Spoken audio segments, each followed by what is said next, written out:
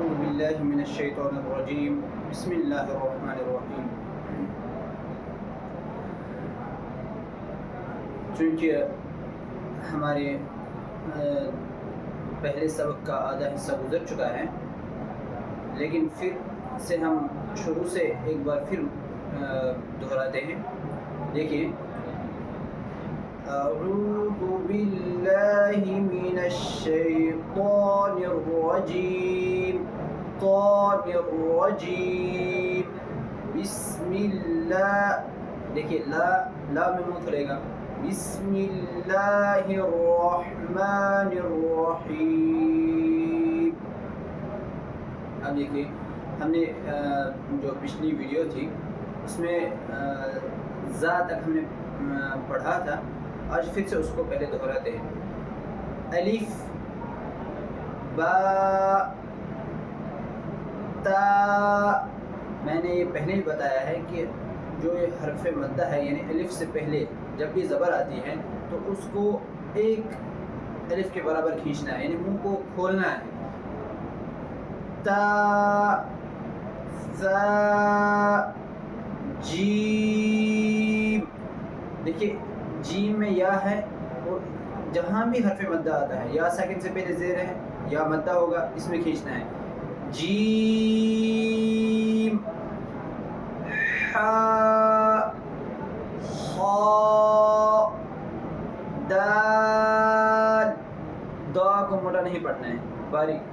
دال ذال رو، را کو موٹا پڑھنا ہے، رو زا میں سیٹی، زا سین، دیکھیں سین شین صاد صاد طاد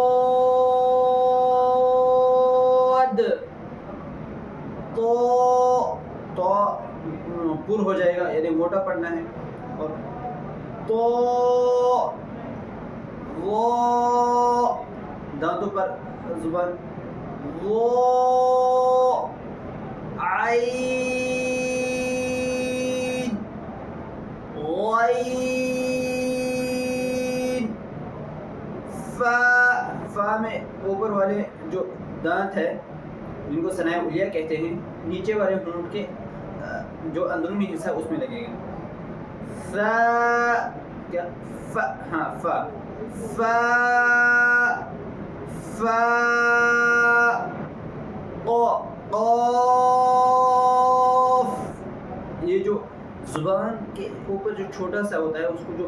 کوا کہا جاتا ہے، وہاں سے آواز نکلے گی، قاف، اس سے آگے تھوڑا چل کر کاف لام میم، نون میں ہونٹ گول ہو جائیں گے، نون، اور ناک سے آواز نہیں آ جائے گی، پوری آواز منہ سے آئے گی، اور اگر ہاتھ سامنے رکھیں گے تو ہوا لگنا چاہیے ہاتھ کو، دیکھیں نون، ایسے ہاتھ سامنے رکھنا ہے، اور اگر شیشہ بھی ہو شیشہ بھی سامنے رکھنا ہے، ہونٹ پورے گول ہونے چاہیے اور ہاتھ کو ہوا لگنی چاہیے، نون۔ اسی طرح واو کو بھی گول پڑھنا ہے، واو،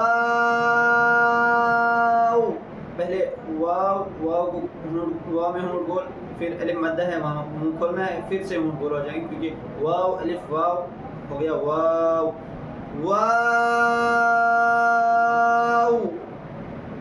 ہا سینے سے، ہا حمزہ، پہلے بھی ہا ہے، ہا میم زا ہا، حمزہ حمزہ، یا میں کھینچیں گے ایک الف کے برابر، یا